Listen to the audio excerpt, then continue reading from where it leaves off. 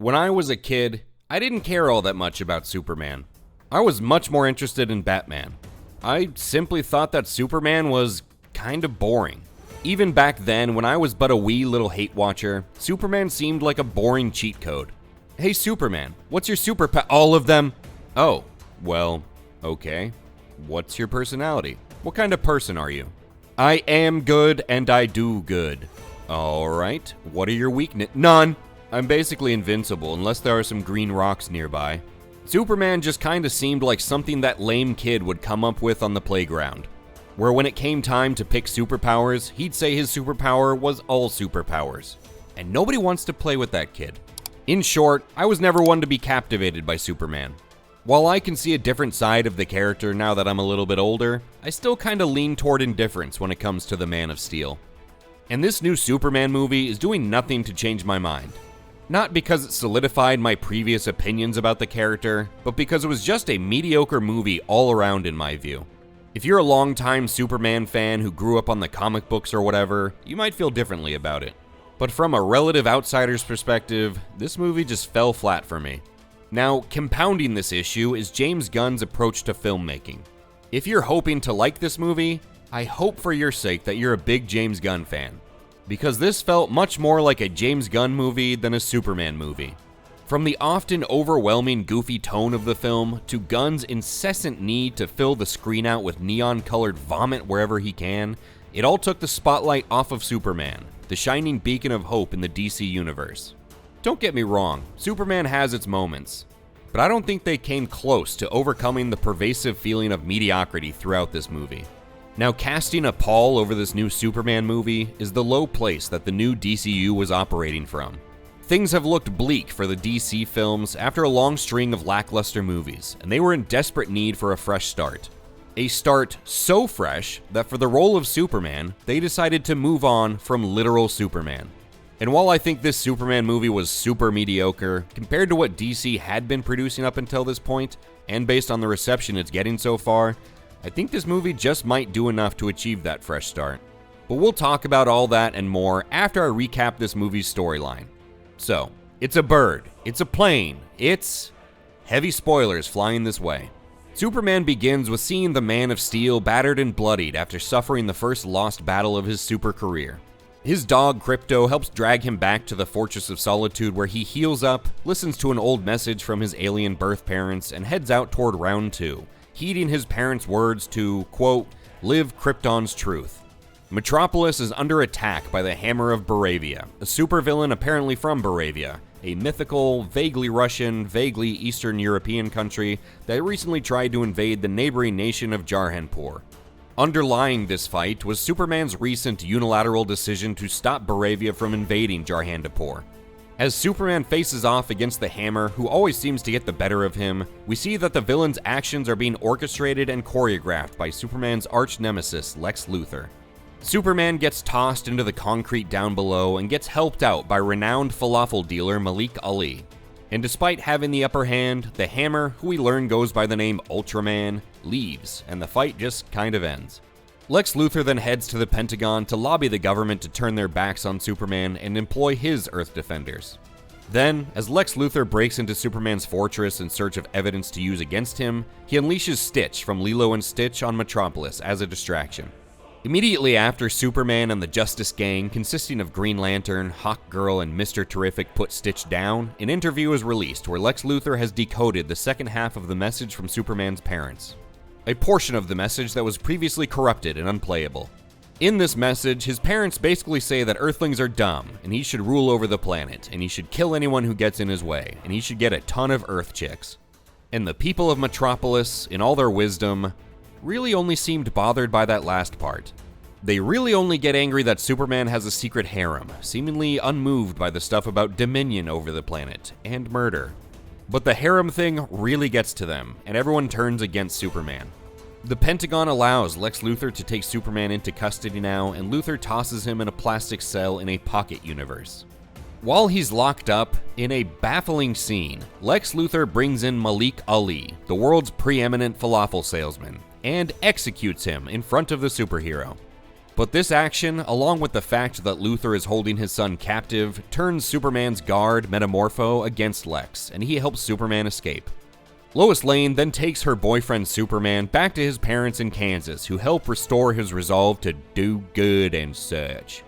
When the crack team from the Daily Planet discovers that Lex Luthor is working with Baravia in return for half of Jarhanda Bindapur, Superman flies off to save Metropolis from some dimensional fissure that's going to tear the city apart. And just as Luthor planned, this is the moment that Baravia resumes its invasion of Jarhanda Bindapuristan. Back in Metropolis, Superman wrestles with Ultraman, who is revealed to be a Superman clone. But while Ultraman may match Superman's brawn, he can never match his humanity, and Superman, along with his super dog Krypto, beat the evil clone and toss him into a black hole. Meanwhile, the poor Jarhanda Bindapuristan Alorians are saved by the Justice Gang, and the Baravian puppet president is disposed of. As Mr. Terrific hacks the mainframe and closes the expanding black hole, because that's totally how black holes work, Superman delivers a somewhat forced diatribe about how human he is, and Lex Luthor just cries before being carried off to jail. Superman gives Lois Lane an interview, aka his dick, and later he gets visited by his party girl cousin Supergirl. And then there are some cutesy post-credit scenes of little import, and that's everything. Funny enough, I never saw any further information on the message from Superman's Kryptonian parents, about it being fake or anything, so I guess they were just dicks. That's cool. Apologies for the long recap, but this movie was an extremely dense 2 hours. I actually cut out quite a bit. And I wish I could have cut out more, because pretty much everything in this movie was mediocre. The story, the villains, the tone, the characters, none of it soared. It all just fell flat for me. The story was nothing to write home about. Lex Luthor was more of a whiny little bitch than I'd have liked. And the other two villains were pretty damn boring, just extensions of Luthor's angsty machinations. But I think what bothered me the most about this movie was that trademark James Gunn goofy tone. Sure, this iteration of Superman struck a much brighter, more hopeful tone than the Snyderverse ever did. But Gunn just couldn't find a happy medium between the two. Far too often, this movie leaned into the goofy, Guardians of the Galaxy approach, when I think striking a more serious tone, for longer stretches at least, would have made for a much better movie. I think Superman, the steel pillar the DCU is supposed to be built upon, deserves that much. And while they hit on all the major points of demonstrating Superman's humanity, his kindness, and the hope that he embodies, it was pretty on the nose at times, and it never really felt natural. This movie just felt like it was missing genuine heart and was trying to fake it. As for Cornsweat's portrayal of the comic book icon, I think he did fine. I really don't think this script gave him much to work with, so I'm not putting any shortcomings on the actor here. In terms of how true this movie is to Superman's comic book portrayal, I'm the wrong person to ask, so I'll leave that to the better informed down in the comments. And you know, there were some really odd things in this movie. Like people really getting hung up on the idea that Superman has a harem, or the execution of a falafel salesman, or the movie treating this guy as a heartthrob. There was just enough weird stuff like that to pull you out of the movie from time to time. Like I said, there were some bright spots, however. Superman's dog Krypto was a solid inclusion, and Green Lantern and Mr. Terrific had their moments. And that classic Superman theme music hit home a few times. But these small parts of the movie were never going to shine through the mediocrity enveloping Metropolis. So while this movie was just okay at best, and it might have done just enough to give the DCU the fresh start it was looking for, I just didn't think this was a super film worthy of a Superman. On Rotten Tomatoes, Superman is soaring, getting a 94% from verified viewers as of this writing, which is extremely generous in my opinion. It's getting a much more down-to-earth 7.2 from viewers on Metacritic, however.